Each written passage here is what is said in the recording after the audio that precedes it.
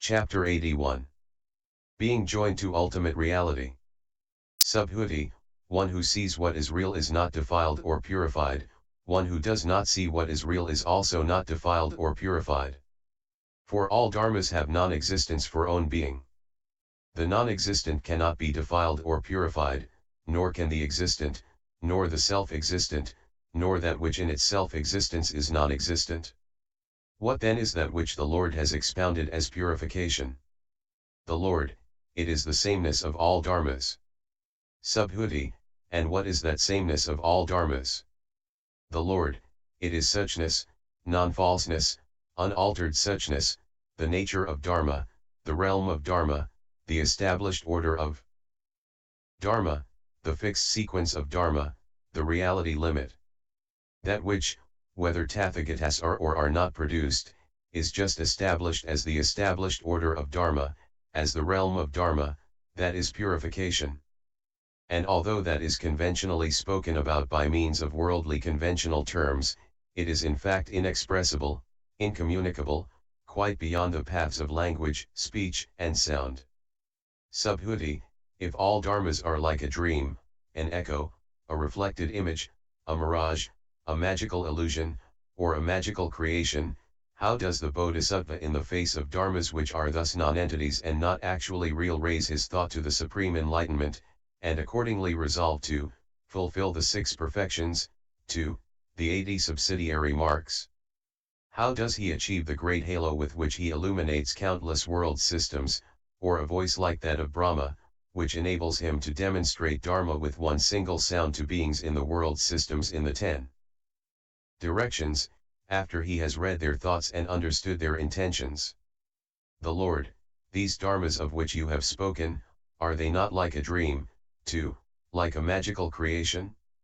Subhuti, how, then, if all dharmas are like a dream, can the bodhisattva course in the perfection of wisdom? For a dream is not actually real, too, a magical creation is not actually real. And by means of what is not actually real one cannot fully know the supreme enlightenment after one has coursed in the 6 perfections, too, in the 18 special dharmas of a Buddha. The Lord, so it is, Subhuti, so it is. All these dharmas are contrived activities, planned and willed, and through them the knowledge of all modes cannot be reached. All these dharmas serve to bring near the path and to produce it, but do not lead to the obtainment of the fruit. For the non-production and non-manifestation of these dharmas means that they are without marks. Therefore from the first thought of enlightenment onwards the bodhisattva continues to exert himself in wholesome dharmas, be it the perfection of giving, to the special Buddha dharmas. And he cognizes all this as a magical illusion. Without having fulfilled those dharmas one cannot mature beings. Therefore the bodhisattva, who courses in perfect wisdom, cognizes as like a dream, too, as like a magical creation each and every wholesome dharma in which he exerts himself. When he courses in perfect wisdom he cognizes everything up to the knowledge of all modes as like a dream. Therefore the bodhisattva who courses in perfect wisdom does not seize on dream-like dharmas, too, on dharmas which are like magical creations, as either existent or non-existent, and when he has done so he reaches the knowledge of all modes. For unseizable is the perfection of wisdom and so is everything up to the 18 special Buddha dharmas. Therefore the bodhisattva, having known all dharmas as unseizable, strives after the supreme enlightenment. And why? Because all dharmas are unseizable, non-entities, like a dream, too, like a magical creation. But one cannot reach an unseizable dharma through an unseizable dharma, except for beings who do not cognize or see these dharmas. Therefore the bodhisattva sets out for the supreme enlightenment for the sake of all beings. From the first thought of enlightenment onwards, whatever gift he gives, to whatever wisdom he develops, he does so for the sake of all beings and not for the sake of his own self. It is exclusively for the sake of all beings that he sets out for the supreme enlightenment. When he courses in perfect wisdom he dissuades from their perverted views those who have perceived a being in what is not a being, a self in what is not the self, to a viewer in what is not a viewer, and thereafter he establishes them in the deathless element where these habitual concepts, such as the notion of such, no longer proceed. When he has given up all these tendencies to make affirmations and negations about objects, and all these restless tremulations of intellectual multiplicity, he dwells with a heart which does not mind anything as one who has achieved much. It is by this device that the Bodhisattva, when he courses in perfect wisdom, does not himself settle down in any dharma whatever and establishes also all beings in the avoidance of settle down by way of worldly convention, and not by way of ultimate reality. Subhuti, that dharma which has been fully known by the Tathagata, has that been fully known by way of worldly convention, or by way of ultimate reality? The Lord, by way of worldly convention one says that this dharma has been fully known by the Tathagata. But when one says that this dharma has been fully known by that dharma one really gets hold of nothing. And why? It would be a basis if one were to say that through this dharma has that dharma been fully known. And through duality there can be no attainment or reunion. Subhuti, if through duality there is no attainment and no reunion, is there, then, an attainment and reunion through non-duality? The Lord, there is no attainment or reunion through either duality or non-duality, there can be attainment and reunion only where there is neither duality nor non-duality. And why? Because they would otherwise imply an intellectual multiplicity. But in the sameness of Dharma there is no intellectual multiplicity, for the nature of Dharma is without intellectual multiplicity. Subhuti, what is the sameness of Dharma in respect of Dharmas which all have non-existence? For own being? The Lord, the sameness of Dharma is where there is no existent, no non-existent, no own being, and no doctrinal statement. For about the sameness of Dharma no doctrinal statement is possible. Since outside the sameness of Dharma no Dharma can be apprehended, the sameness of Dharma has transcended all Dharmas.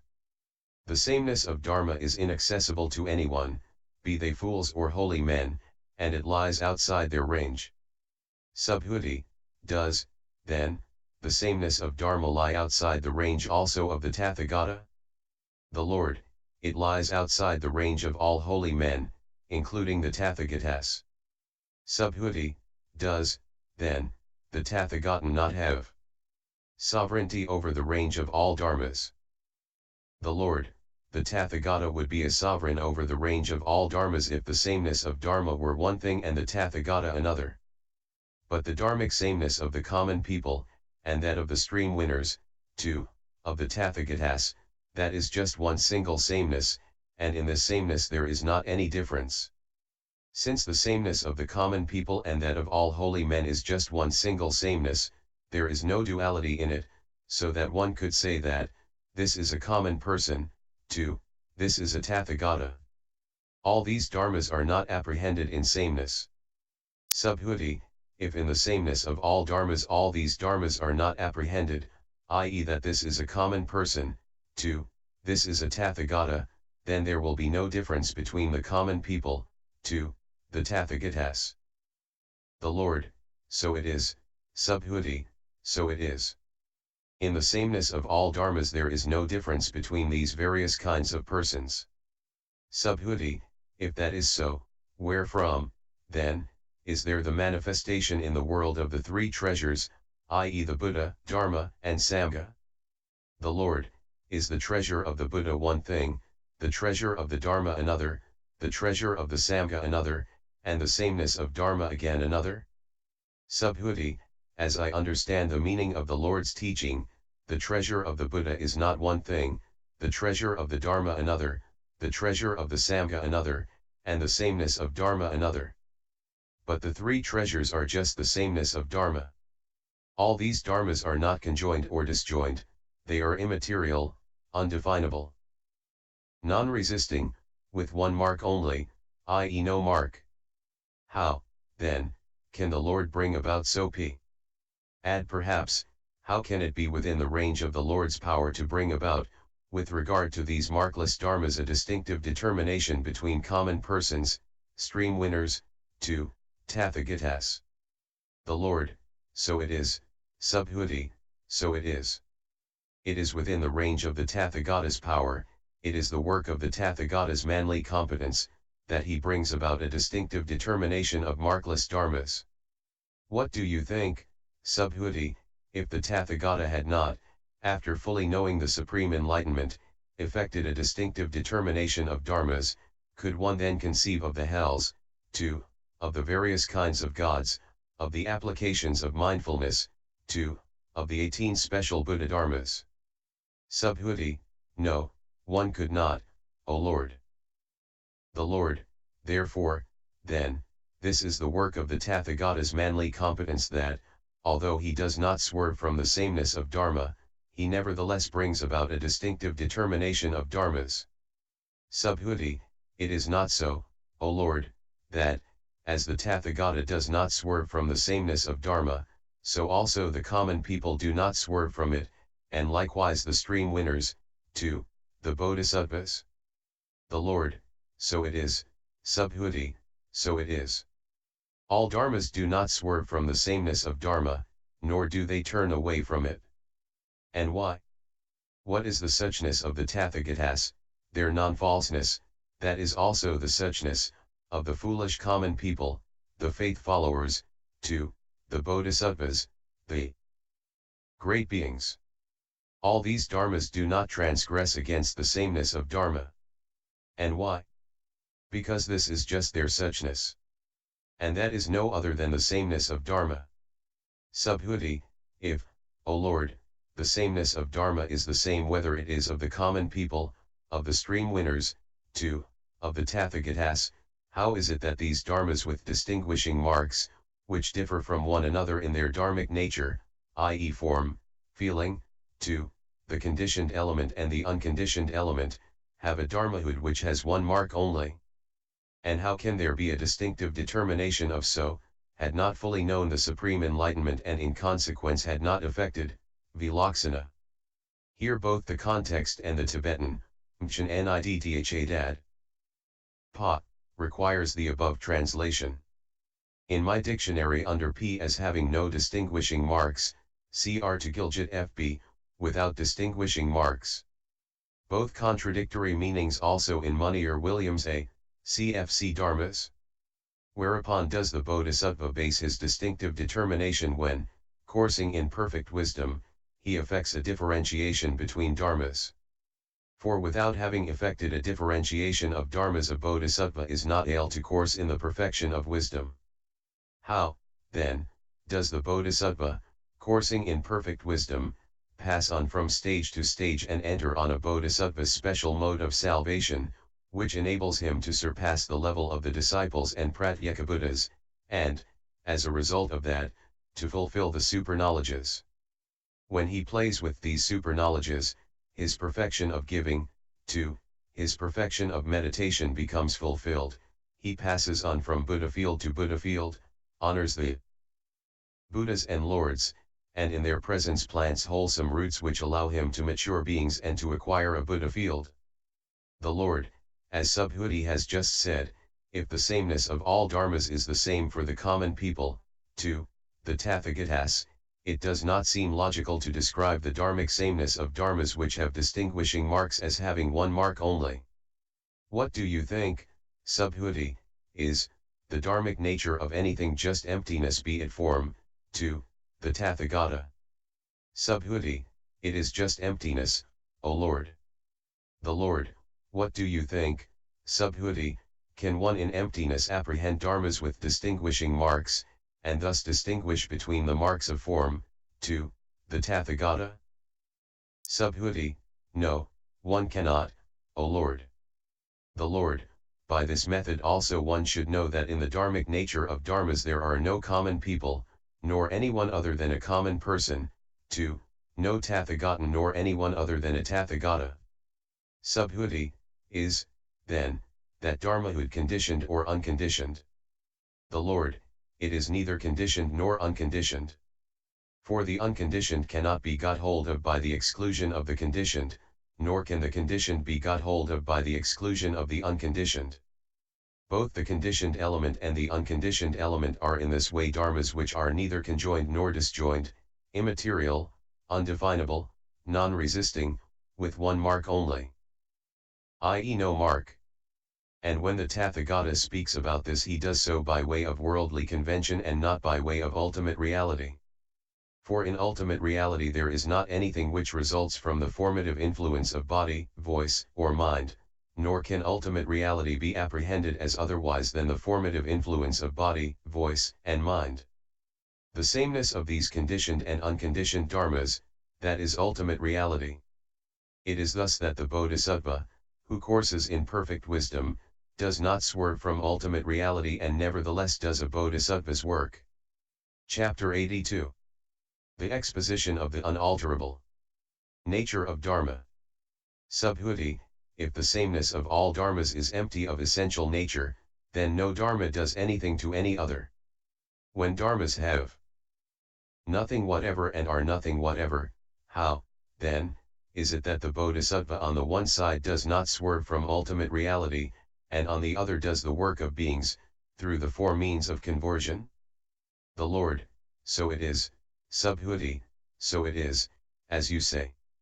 Emptiness does not do anything whatever to anything, nor does it do not anything.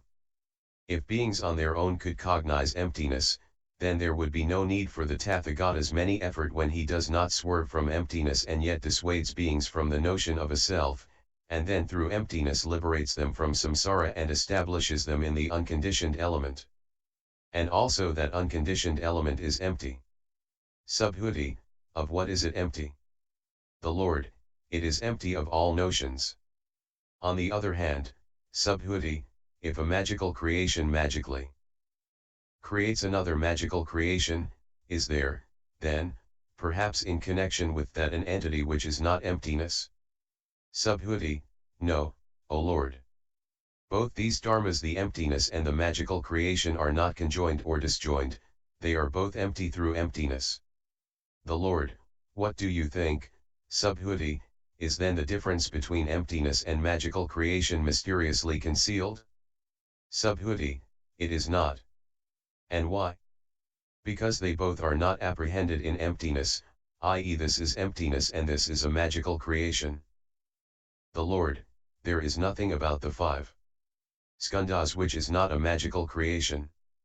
Subhuti, if these worldly dharmas are magical creations, are, then, also the supramundane dharmas magical creations, i.e. the four applications of mindfulness, 2, their fruits by which the holy men are conceived, i.e. the stream winners, 2, the Tathagata?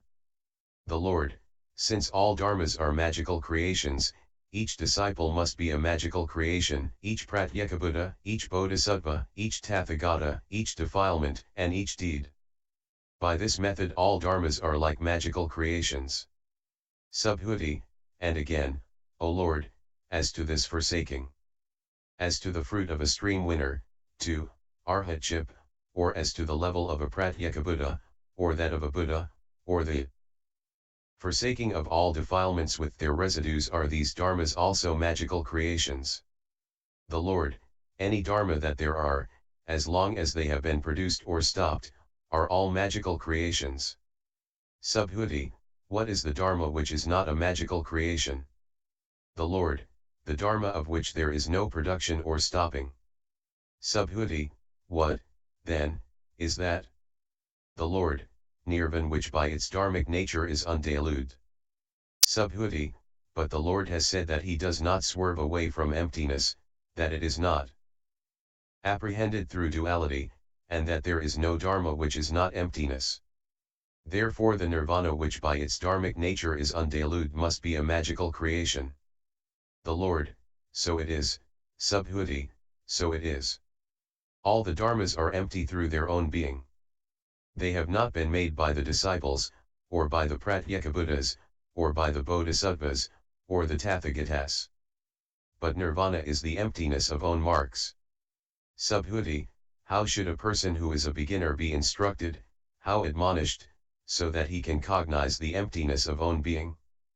The Lord, how is it possible that something was an existent in the past and later on becomes a non-existent?